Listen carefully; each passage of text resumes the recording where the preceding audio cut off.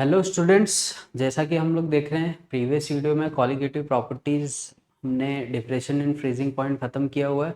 तो आज हम लोग कॉलिगेटिव प्रॉपर्टीज़ एंड सॉल्यूशंस का लास्ट लेक्चर है। लास्ट टॉपिक छोटा सा बचा हुआ है, उसको कवर कर लेंगे और हमारा आज सॉल्यूशंस का जो चैप्टर है वो कंप्लीट हो जाएगा। तो लगभग 4 से 5 वीडियो में हमने सॉल्यूशंस कवर किया हुआ है। तो एक बार जो नए स्टूडेंट हैं वो स्टार्ट से एंड तक देखें, नहीं तो अगर आप लोग बीच में से कोई टॉपिक स्टार्ट करोगे तो आपको उतना क्लियर नहीं होगा। तो रिक्वेस्ट है कि अगर आप लोग स्टार्ट कर रहे हैं तो एकदम स्टार्टिंग से देखिए। तो हमने सॉल्यूशंस में देखिए lowering of vapour pressure, elevation in boiling point, depression in freezing point और ऑस्मोटिक प्रेशर, ये 4 टॉपिक कवर कर लिए हुए हैं। तो स्टेट बोर्ड में ये मेजर टॉपिक्स हैं जिनके ऊपर क्वेश्चंस बनते हैं इवन सीईटीज में अपने। तो आज हम लास्ट टॉपिक देख रहे हैं इसका, that is went Hoff factor.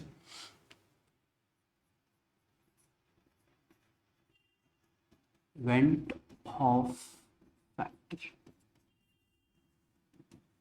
ठीक है। वेंट ऑफ फैक्टर को देखो हम लोग आई से रिप्रेजेंट करते हैं, ठीक। इसके लिए हमको सबसे पहले ये जानना जरूरी है कि वेंट ऑफ फैक्टर बनाया क्यों गया है, ठीक है।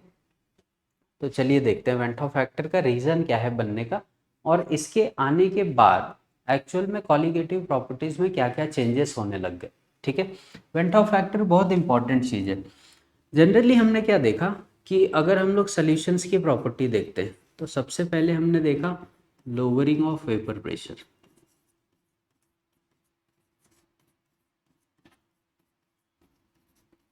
ठीक है।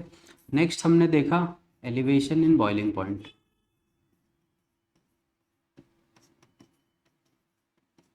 नेक्स्ट हमने देखा डिप्रेशन इन फ्रीजिंग पॉइंट,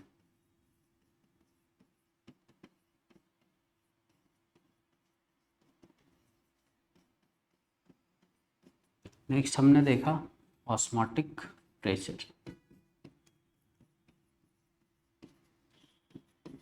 ठीक है।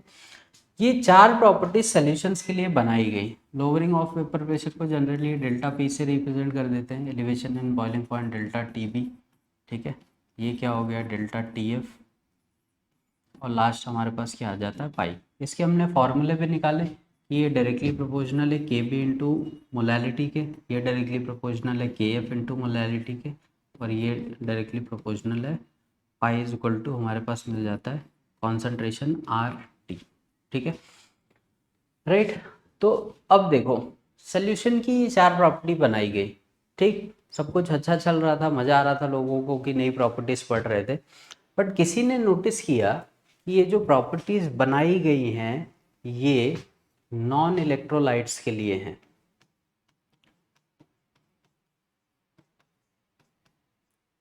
ठीक है।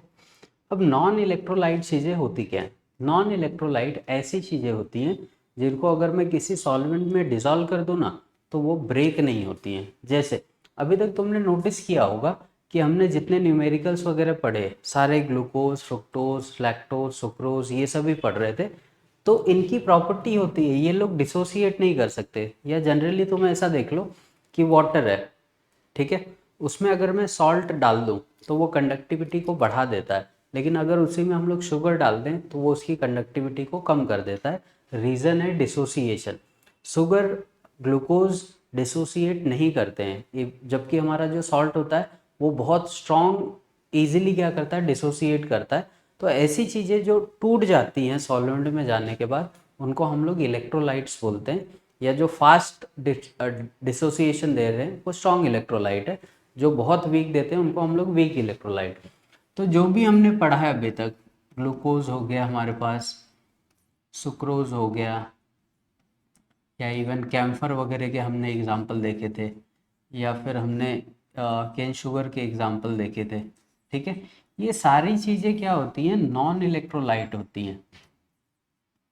नॉन इलेक्ट्रोलाइट का मतलब क्या होता है कि मैंने यहाँ पे C6H12O6 पानी में डाला और यहाँ पे मान लो मैंने वाटर में इसको मिक्स किया और ये बाद में भी इसी फॉर्म में रहेगा, C6H12O6 के ही फॉर्म में, ये टूटेगा नहीं जल्दी, राइट। तो इस वजह से इस फॉर्मूला क्या बोलते हैं, नॉन इलेक्ट्रोलाइट। बट ऐसा क्या NaCl के साथ होगा क्या? NaCl को अगर हमने वाटर में डाल दिया तो ये अपने आप को दो अलग अलग पार्ट में ब्रेक कर लेता है, Na+ और Cl- के फॉर्म में। ठीक है, तो ये चीज़ क्या हो गई, नॉन इलेक्ट्रोलाइट हो गया, जबकि ये चीज़ क्या हो गई, ये क्या हो जाता है हमारे पास, इलेक्ट्रोलाइट। ठीक है, तो अब क्वेश्चन है सर कि इसमें क्या दिक्कत हो गई, अगर ऐसा हो रहा है तो इनसे कॉलिगेटिव प्रॉपर्टी का क्या लेना देना है। ठीक है, तो बहुत ही गहरा रिश्ता इन दोनों का आपस में। देखो, अब मैं तो ये एज्यूम करके चल रहा हूँ कि इसका मैंने 1 मोल लेके सोल्यूशन बनाया था, तो सोल्यूशन बनने के बाद भी इसका 1 ही मोल है, फैक्ट है। ठीक, तब तो कॉलिगेटिव प्रॉपर्टी पे कोई चेंज नहीं होगा, तुम कैसे भी कैलकुलेट करो, थेरेटिकली देखो या ऑब्जर्व्ड कैलकुलेशन निकालो, तो इस फॉर्मूले से हमको आंसर मिल जाएगा। बट मैं ये अज्यूम करके चल रहा था कि NaCl का मैंने 1 मोल लिया हुआ है और मैंने ये सारे कैलकुलेशन निकाल के रख दिए। बाद में मैं जब सोल्यूशन पे रिसर्च करता हूँ तो मुझे देखने को क्या मिलता है कि Na+ का भी 1 मोल है और Cl- का भी 1 मोल है, तो टोटल कितने मोल निकल के आए, 2 मोल। अब मैंने कैलकुलेशन क्या लेके किया था, 1 मोल लेके किया था, तो कहीं ना कहीं तो चेंजेस देखने को मिलेंगे हमको। ठीक है, तो जो इलेक्ट्रोलाइट होते हैं ना, वो क्या करते हैं, कभी भी सॉल्यूशंस की प्रॉपर्टी पे इफेक्ट डालते हैं डिपेंडिंग ऑन देयर डिसोसिएशन। वो जितने ज़्यादा मोल बनाएगा उतना गुना फर्क डालेगा किस पे, कॉलिगेटिव प्रॉपर्टी पे। मान लो नॉन इलेक्ट्रोलाइट्स लेके मैंने कोई कॉलिगेटिव प्रॉपर्टी कैलकुलेट की ΔTB और मेरे पास आंसर आया 10। ठीक है, इसका 1 मोल लिया था तो बाद में भी 1 ही मोल था, बट बाद में अगर सपोज करो कि मैंने इलेक्ट्रोलाइट लिया और ΔTB की वैल्यू निकाली 1 मोल कंसिडर करके, तो आंसर आता है 10। ठीक है, बट जब मैं बाद में सोल्यूशन देखता हूँ तो इसके तो 2 मोल्स है, बराबर है, तो इस पे कितने का फर्क पड़ गया, 2 टाइम्स का फर्क पड़ गया, मतलब इसका एक्चुअल आंसर कितना आना चाहिए था, 20। तो इलेक्ट्रोलाइट और नॉन इलेक्ट्रोलाइट क्या करते हैं, सॉल्यूशंस की प्रॉपर्टी पे चेंज लाते हैं depending on their dissociation.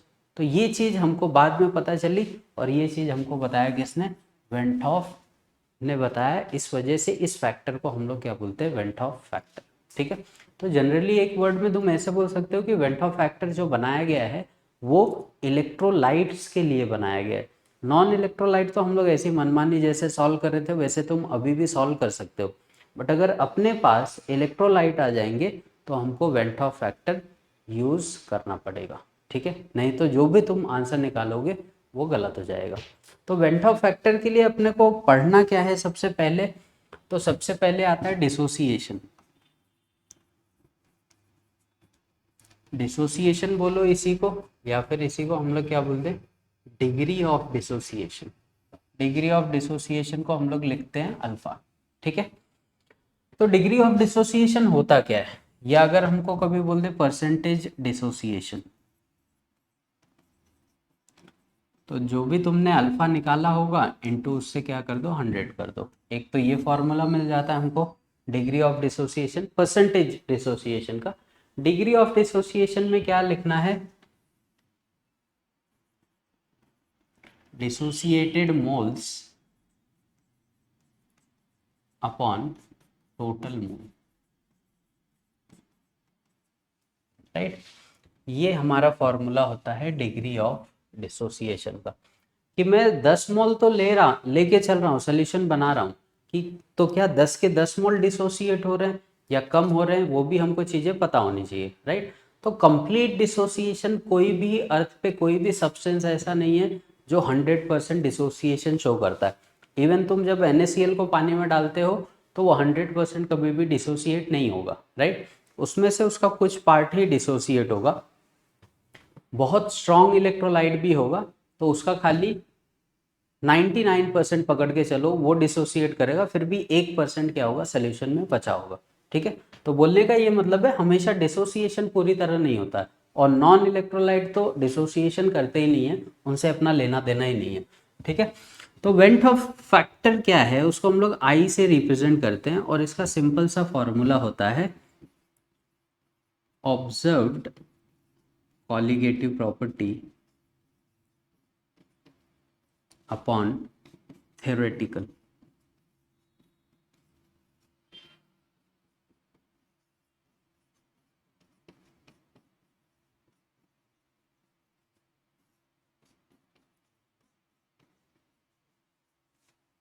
Observed colligative property upon theoretical colligative property, बराबर।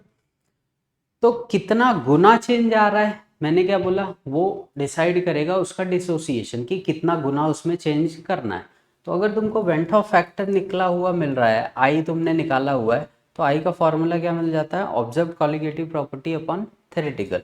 तो अभी तक हमने कितनी कॉलिगेटिव प्रॉपर्टीज निकाली हुई है, देखो I इज इक्वल टू, अगर मैं एलिवेशन इन बॉइलिंग पॉइंट के बारे में बात करूं तो डेल्टा टी बी ऑब्जर्व्ड हो जाएगा upon delta T B theoretical, ठीक है। नेक्स्ट, आई अगर फ्रीजिंग पॉइंट के बारे में बात करता है तो क्या लिख सकते हो, delta T F observed upon delta T F theoretical. Next, I अगर ऑस्मोटिक प्रेशर के बारे में बात करता है तो पाई ऑब्जर्व अपॉन पाई।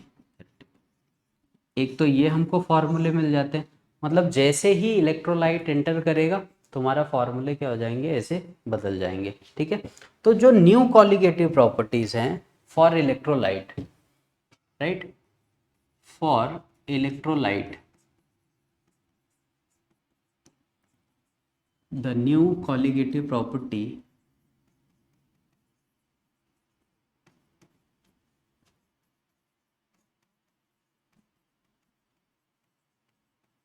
ठीक है, कुछ नहीं करना है, राइट। किसी ने मुझे बोला elevation in boiling point,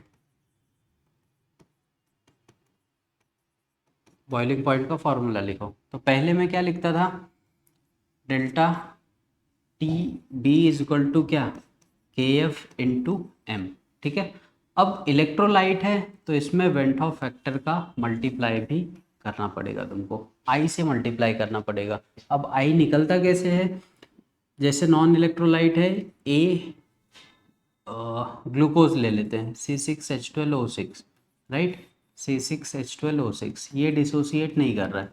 but अगर मैं बोल दूँ AlCl3 तो ये क्या होगा, Al plus 3Cl minus, right. इसके यहाँ पे कितने मोल है, 1 मोल है, यहाँ पे कितना मोल है, 3 इसका और 1 इसका, 4, राइट। तो डिफरेंस कितने का आ रहा है, 3 का आ रहा है, राइट। तो वो 3 का क्या कर दोगे, इसमें आई के जगह पे वो 3 नंबर हमको लिखना पड़ेगा, क्योंकि 3 गुने का चेंज आ जाएगा यहाँ पे।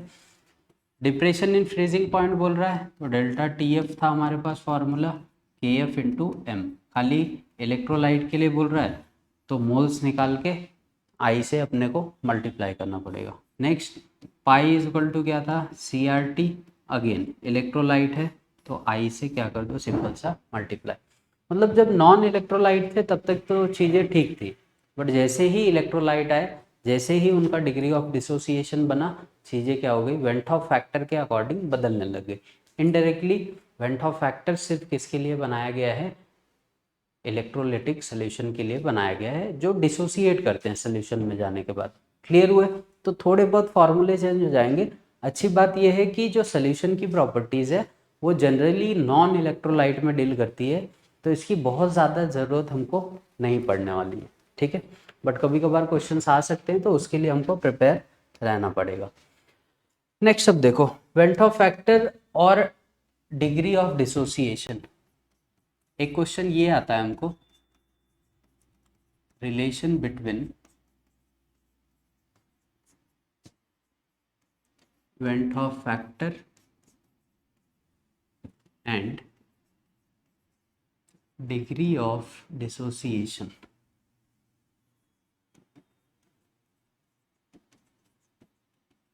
ठीक है, डिग्री ऑफ डिसोसिएशन को हम लोग रिप्रेजेंट करते हैं अल्फा से, और वेंट ऑफ फैक्टर को रिप्रेजेंट करते हैं हम लोग आई से, ठीक है।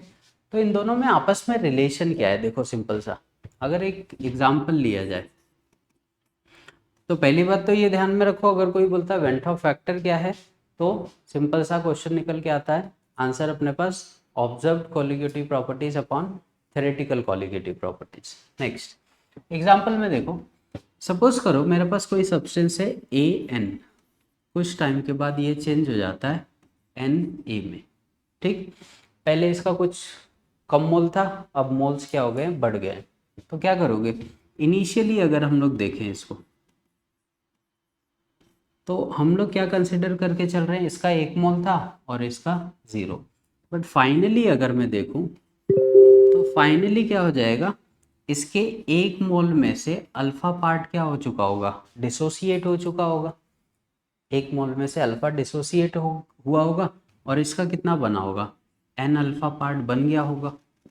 ठीक है, अब वेंट ऑफ फैक्टर क्या बोलता है, अभी इसका फॉर्मूला हमने लिखा क्या, ऑब्जर्व्ड अपॉन थ्योरेटिकल। ठीक है, तो देखो I इज इक्वल टू, मैंने थ्योरेटिकली कितने मोल लिए थे, 1 लिया था, बट अब सॉल्यूशन में जब सॉल्यूशन चल रहा है, डिसोसिएशन हो रहा है, तो अब मेरे पास ऑब्जर्व्ड कितने मोल है, देखो सॉल्यूशन में ये बचा होगा एन अल्फा, प्लस सॉल्यूशन में ये भी तो बचा होगा एन माइनस अल्फा।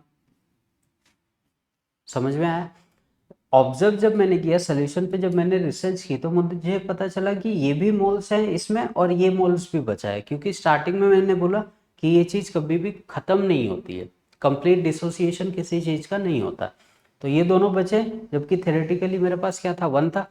अब इसको सॉल्व कर लो थोड़ा सा, आई इज इक्वल टू मुझे क्या मिल गया यहाँ से, एन अल्फा, और ये क्या हो गया प्लस 1 माइनस अल्फा अपॉन 1, यहाँ पे जाएगा तो कुछ इश्यू ही नहीं है। तो आई इज इक्वल टू क्या लिख दें, +1, इसको ऐसे ले ले, plus n alpha minus alpha. ठीक है, तो ये +1 यहाँ पे आएगा तो क्या मिलेगा, I-1 इज इक्वल टू, यहाँ से अल्फा कॉमन ले लो, क्या मिलेगा n-1। ठीक, तो फाइनली मिला क्या, alpha is equal to I-1 upon n-1। ठीक है, यहाँ पे देखो अल्फा क्या रिप्रेजेंट कर रहा है, डिग्री ऑफ डिसोसिएशन। ठीक है, आई क्या रिप्रेजेंट कर रहा है, वेंट ऑफ फैक्टर, और एन क्या रिप्रेजेंट कर रहा है हमारे पास, नंबर ऑफ। ठीक है, तो ये डेरिवेशन बुक्स वगैरह में बहुत लेंदी दिया होता है, समझ में नहीं आता है कि क्या करना है, कैसे निकालना है, कैसे रिलेशन हमको ऑक्यूपाई करना है। तो देखो बहुत सिंपल सा वे है, alpha is equal to I-1 n-1, ये वेंट ऑफ फैक्टर और डिग्री ऑफ डिसोसिएशन का मतलब एक रिलेशन हमको शो कर रहा है। क्लियर हुआ, तो ध्यान में रखो वेंट ऑफ फैक्टर बनाया क्यों गया है, उसका यूज़ क्या है, किस किस कंडीशन में उसको हम लोग यूज़ करेंगे। अगर हमारे न्यूमेरिकल टर्म में हमको दे देता है कि गिवन सोल्यूशन आर इलेक्ट्रोलाइट, मतलब अगर वो इलेक्ट्रोलाइट है तो ही हम लोग वेंट ऑफ फैक्टर यूज़ करेंगे। अगर नॉन इलेक्ट्रोलाइट है, जैसे ग्लूकोज है, फ्रुक्टोज है, कैम्फर है, ये सारी चीज़ें हैं, तो हम लोग उसको नॉन इलेक्ट्रोलिटिक तरीके से ही लेके चलते हैं। ठीक है, इसका स्क्रीनशॉट ले लो, फिर आगे चलते हैं।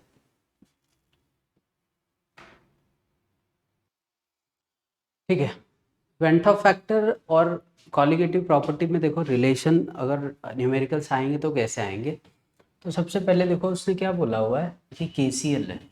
ठीक है, अब KCl वगैरह देखते ही हमको क्या समझ में आ जाते हैं कि एक टाइप का क्या है, इलेक्ट्रोलाइट है, स्ट्रॉन्ग इलेक्ट्रोलाइट है। ठीक है, तो सीधी सी बात है, जब ये ब्रेक करेगा तो क्या हो जाएगा, K+ और Cl- में निकल जाएगा। तो ये हो गया हमारे पास यहाँ पे 1 मोल, बट यहाँ पे 1 मोल इसका और 1 मोल इसका, कितने हो जाएंगे, 2 मोल हो जाएंगे टोटल। ठीक है, चलो अब क्या क्या चीज़ें दी हुई हैं देखो। सबसे पहले तो कॉन्सेंट्रेशन दे रहा है कितना, 0.2 molar aqueous solution of KCl freezes at, solution का फ्रीजिंग पॉइंट दे रहा है। सोल्यूशन का फ्रीजिंग पॉइंट मतलब डेल्टा TF में देखो एक फॉर्मूला लिखा था हमने, T1 माइनस T0। ये T1 किसका होता है, वाटर का होता है, वाटर का कितना हो गया 0 माइनस, और उसने माइनस में फिर से दे दिया है -680, -0.680 बराबर। तो TF की वैल्यू यहाँ से क्या हो गई, ये नेगेटिव नेगेटिव पॉजिटिव हो गया, तो ये फाइनली 0.680 यहाँ पे मेरे को डेल्टा TF की वैल्यू मिल जाती है। Calculate the van't Hoff factor and observed osmotic pressure of the solution at, temperature दे रहा है, टेम्परेचर कितना बोला हमको 0 सेंटीग्रेड, मतलब कितना हो जाएगा 273 केल्विन लेके चलें इसको बराबर। आगे KF की वैल्यू दिया हुआ है और वॉल्यूम दिया हुआ है। तो सबसे पहले ऑस्मोटिक वेंट ऑफ फैक्टर निकालने को बोल रहा है। अब इंफॉर्मेशन किसके बारे में दी गई है, डेल्टा TF के बारे में। ठीक है, तो ऑब्जर्व्ड उसने हमको स्टार्टिंग में बता दिया है कि इतने पे उसका फ्रीजिंग पॉइंट होता है सोल्यूशन का, जो कि इसके बराबर।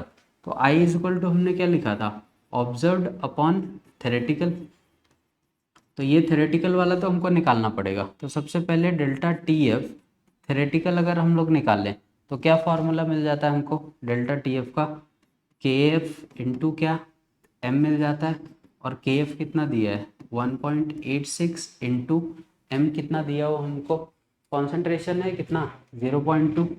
यहाँ से तो क्या कैलकुलेट हो गया हमारा, यहाँ से एक आंसर मिल जाएगा हमको, जो कि क्या मिल गया डेल्टा टी एफ थेरेटिकल मिल गया। ठीक है, अब I इज इक्वल टू देखो ऑब्जर्व्ड हमने कितना निकाला हुआ है 0.680। ठीक है, और यहाँ से हमने थेरेटिकल यहाँ पे वैल्यू निकाला है, इसको खाली यहाँ पे नीचे रख दो और यहाँ से हमको क्या मिल गया I मिल गया। क्लियर हुआ। तो एक क्वेश्चन का आंसर यहीं पे निकल जाता है कि वेंट ऑफ फैक्टर क्या हो जाएगा, I की वैल्यू यहाँ से मिल गई हमको। अब उसने क्वेश्चन को एक्सटेंड किया है और क्या बोल रहा है ऑब्जर्व्ड ऑस्मोटिक प्रेशर बताओ सोल्यूशन का। अब I की वैल्यू मान लीजिए कि I हमको यहाँ पे x मिल गया है। ठीक है, वो तुम्हारे कैलकुलेशन पे है, आप कैलकुलेट कर लो। उसने सेकेंड क्वेश्चन क्या बोला है ऑस्मोटिक प्रेशर बताओ कौन सा ऑब्जर्व्ड। तो अगेन वही फॉर्मूला रख दो, पाई I इज इक्वल टू क्या पाई ऑब्जर्व्ड अपॉन पाई थेरेटिकल। ठीक है, अब I तो तुमने प्रीवियसली निकाल चुके हो जिसको हम लोग x लेके चल रहे हैं, पाई ऑब्जर्व्ड उसने निकालने को बोला है हमको। अब पाई थेरेटिकल हम लोग कैसे निकालेंगे, पाई थेरेटिकल का फॉर्मूला क्या लिखते हैं हम लोग C B into R T. ठीक है, तो कॉन्सेंट्रेशन कितना दिया था 0.2 मोलर, वॉल्यूम कितना दिया है 0.1 लीटर इंटू कॉन्सेंट्रेशन कितना दिया था हमको 1 लीटर दिया है, तो उसको 1 लीटर कर लो यहाँ पे, ये 1 हो गया। आर हमारा पास क्या होता है 0.0826 इंटू टेम्परेचर हमने लिखा हुआ था कितना 275।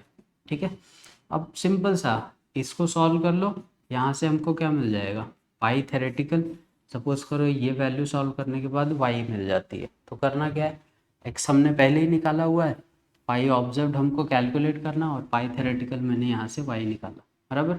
तो पाई ऑब्जर्व्ड इज इक्वल टू क्या हो जाएगा एक्स इंटू वाई, बस इनको मल्टीप्लाई कर दो, फाइनली तुमको तुम्हारा आंसर मिल जाएगा। राइट, तो इजी न्यूमेरिकल्स होते हैं, देखो एकदम स्टेप बाय स्टेप हम लोग गए और इजीली सॉल्व हो गया। तो मेन इंपॉर्टेंट क्या है यहाँ पे, सबसे पहले डेटा वेरीफाई करना कि डेटा हमको मिलेगा क्या, कैसे मिलेगा, कौन सी चीज़ें हमको निकालनी है। ठीक, तो यहाँ से हमने पहले ये निकाला, उसके बाद नेक्स्ट पे क्या कर दिया यहाँ से सिंपल सा मल्टीप्लाई करके ला दिया और हमको आंसर मिल गया। तो स्टेप बाय स्टेप अगर जाओगे तो इजीली आंसर मिल जाते हैं, कोई तकलीफ नहीं होती इसमें।